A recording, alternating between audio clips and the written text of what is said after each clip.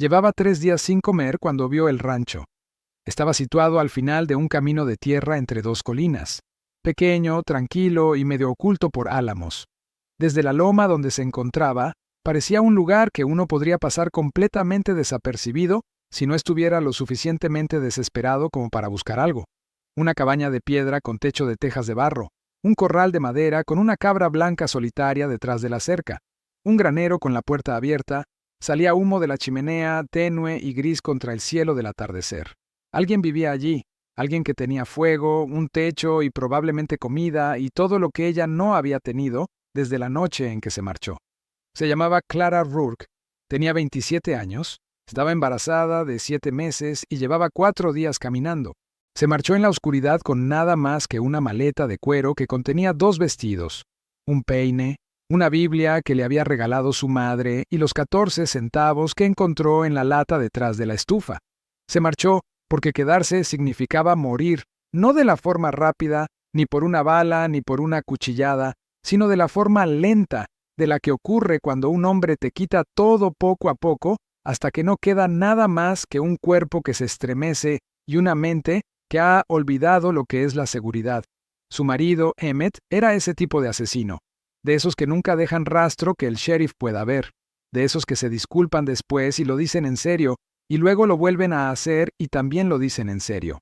Se casó con él a los 22 años porque era guapo y su padre lo aprobaba, y nadie le dijo que el encanto y la crueldad a veces conviven en el mismo cuerpo, porque nadie habla de eso en los pueblos pequeños donde una esposa pertenece a su marido como una cerca, pertenece a la tierra.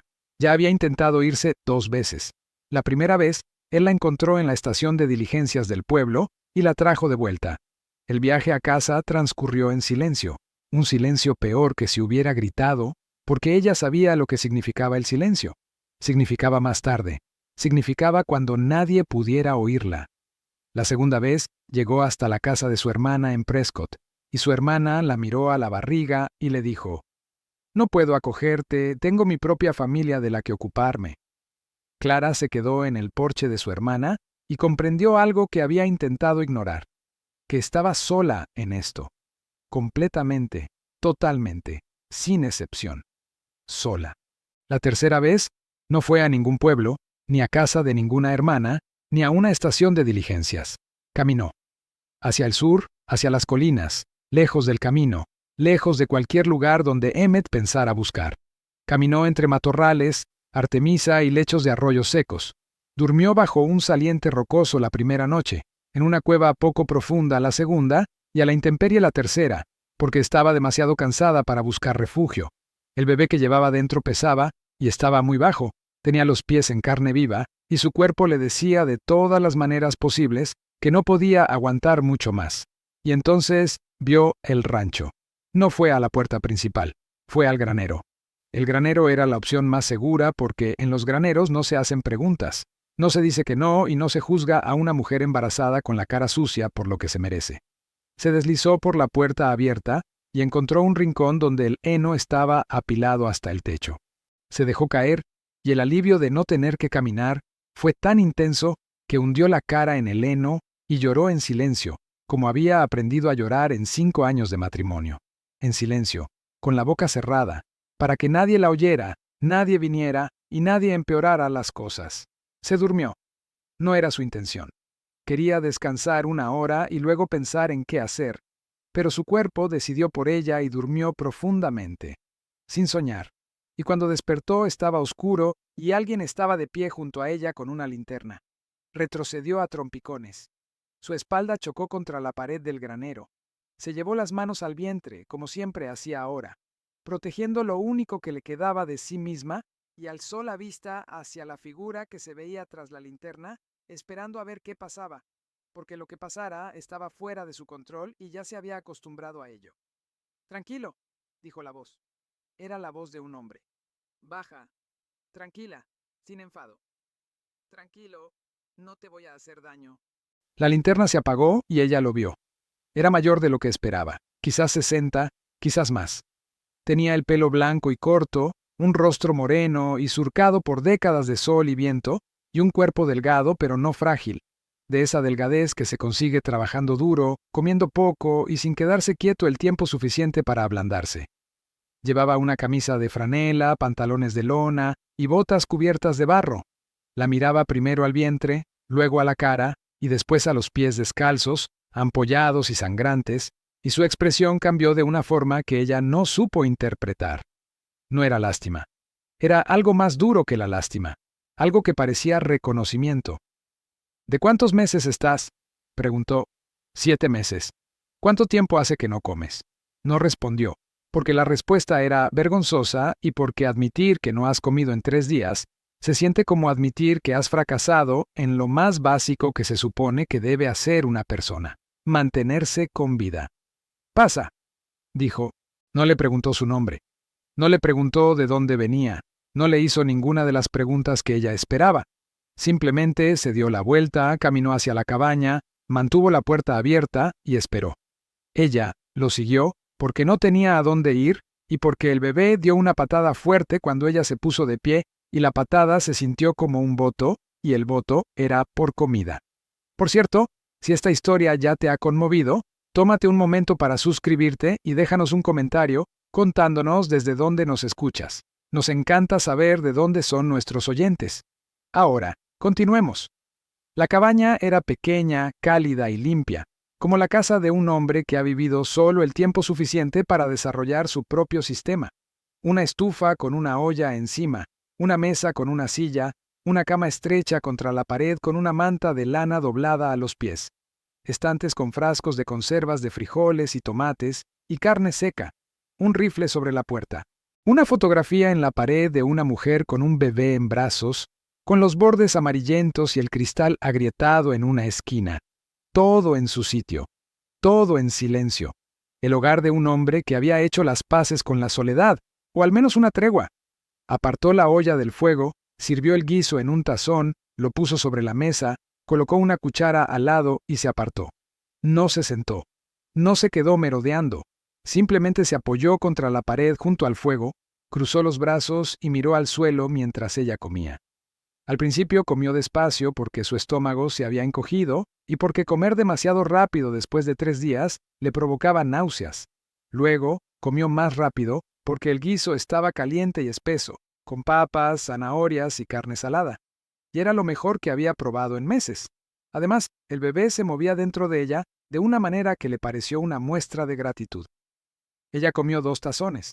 Él le rellenó el plato sin que ella se lo pidiera. Cuando terminó, dejó la cuchara, lo miró y dijo: «Me iré mañana por la mañana». «¿A dónde irás?».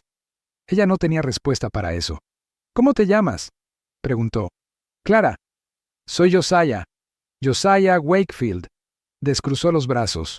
Sacó una caja de madera de la esquina, la colocó junto a la estufa y se sentó en ella, ofreciéndole a ella la única silla. «Puedes quedarte a pasar la noche. Hace frío en el granero. Puedes usar la cama.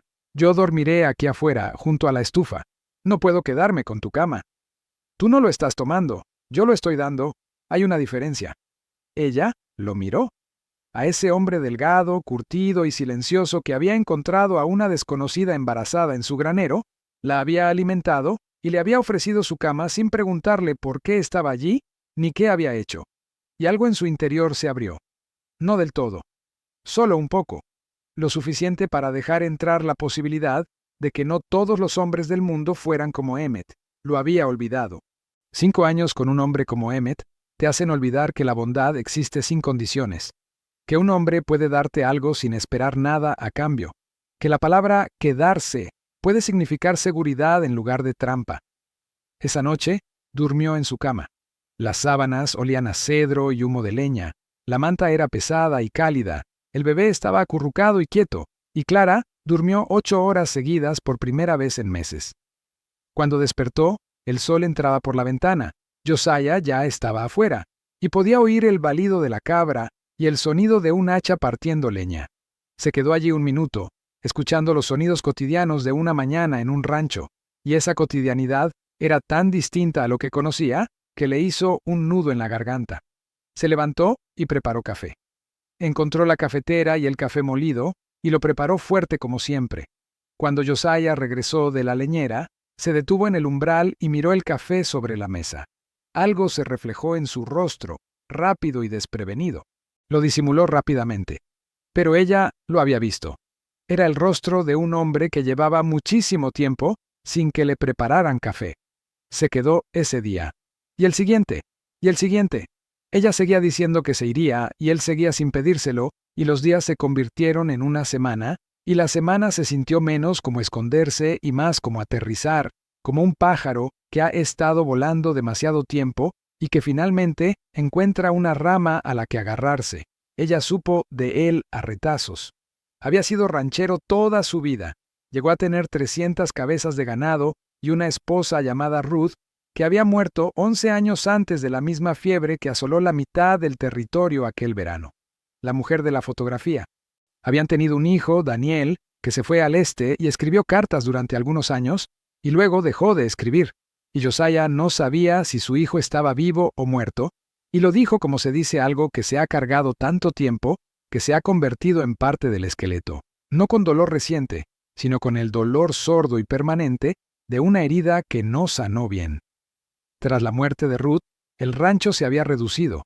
Había vendido el ganado año tras año, quedándose solo con lo que podía mantener él solo. Ahora solo quedaban la cabaña, el granero, la cabra, un huerto y unas pocas gallinas. No necesitaba mucho. Había aprendido a vivir con lo mínimo indispensable, como un desierto aprende a vivir de la lluvia, aprovechando lo que llega, almacenándolo con cuidado y sin desperdiciar nada. Él no preguntó por Emmett, ni una sola vez. Clara lo notó y se lo agradeció, y una noche de la segunda semana se lo contó de todos modos. Se lo contó porque el silencio en torno al tema se estaba volviendo más pesado que el tema en sí, y porque Josiah se había ganado su verdad al no exigírsela jamás. Le contó sobre la primera vez que Emmett la golpeó, 3 semanas después de la boda, sobre las disculpas que vinieron después, cada una con menos significado, sobre las puertas cerradas con llave y el dinero controlado, y la forma en que la había aislado de su familia, tan gradualmente que cuando se dio cuenta de lo que había hecho, ya no le quedaba nadie. Le contó sobre el bebé y cómo Emmett había dicho que el bebé era la única razón por la que no la había echado, y cómo esa frase había sido lo que finalmente la hizo irse, porque comprendió que estaba criando a un niño en una casa donde el amor era condicional y la violencia constante, y que moriría antes de permitir que su hijo aprendiera que eso era normal. Josiah escuchó todo. Sus manos seguían moviéndose sobre el trozo de madera que estaba tallando. Cuando ella terminó, él guardó silencio durante un buen rato y luego dijo: «Mi padre era igual». Esa sola frase le reveló todo sobre por qué no había hecho preguntas y por qué había abierto la puerta sin dudarlo. Él lo sabía. Había crecido en una casa como la que ella había dejado. Sabía lo que costaba marcharse y lo que costaba quedarse, y sabía que marcharse era lo más valiente. Después de esa noche, el silencio entre ellos cambió. Pasó del silencio de 2 extraños que se guardaban silencio con cautela al silencio de 2 personas que habían dicho las cosas difíciles y no necesitaban llenar cada momento de quietud con palabras, porque el silencio mismo se había convertido en una especie de lenguaje. Él tallaba madera por las tardes y ella remendaba sus camisas, que necesitaban ser remendadas urgentemente. Ella reorganizó su despensa. Ella alimentaba a las gallinas y ordeñaba a la cabra, que era terca, y una mañana Josiah dobló la esquina y la oyó tener una larga conversación con ella sobre el tiempo y se echó a reír. Fue una risa breve, de sorpresa, y Clara vio su rostro y fue la primera vez que lo vio reír, y eso cambió por completo su apariencia. Por un segundo, pareció el joven de la fotografía junto a Ruth, el hombre que había sido antes de que el dolor lo consumiera por completo. El bebé nació en diciembre, antes de tiempo, 2 semanas antes. Clara se despertó en la oscuridad con un dolor que comenzó en la espalda y se extendió por su vientre como un cinturón que se aprieta, y estaba aterrorizada porque se encontraba en una cabaña en las montañas, sin médico ni partera, y con un ranchero de 60 años que sabía más de partos de terneros que de bebés. Pero ayudar a parir terneros y ayudar a parir bebés no es tan diferente como la gente piensa. Josías hirvió agua. Rasgó un paño limpio en tiras. Se lavó las manos 3 veces. Y le habló todo el tiempo con esa voz baja y firme, sin decir nada importante, solo hablando, dándole algo a lo que aferrarse además del dolor. Le contó la vez que la cabra se escapó y la persiguió durante 5 kilómetros. Le contó sobre los girasoles de Ruth que crecieron tanto que taparon la ventana de la cocina. Le contó sobre una tormenta que partió el álamo por la mitad y que usó la madera para construir la mesa en la que comían todas las noches. La bebé llegó al amanecer. Una niña, pequeña, roja y furiosa, gritando con unos pulmones que nunca antes había usado, y Josiah la sostuvo en sus enormes manos curtidas por el sol, con los ojos llorosos y las manos firmes, y dijo: «Es perfecta, es absolutamente perfecta».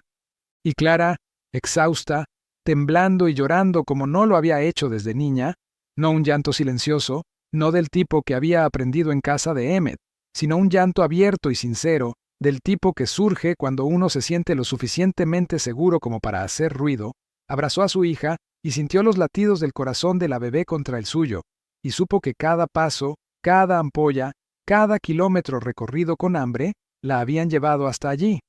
La llamó Ruth. Josiah estaba en la cocina cuando ella se lo contó y se quedó inmóvil. Permaneció de espaldas a ella y no se giró durante un buen rato.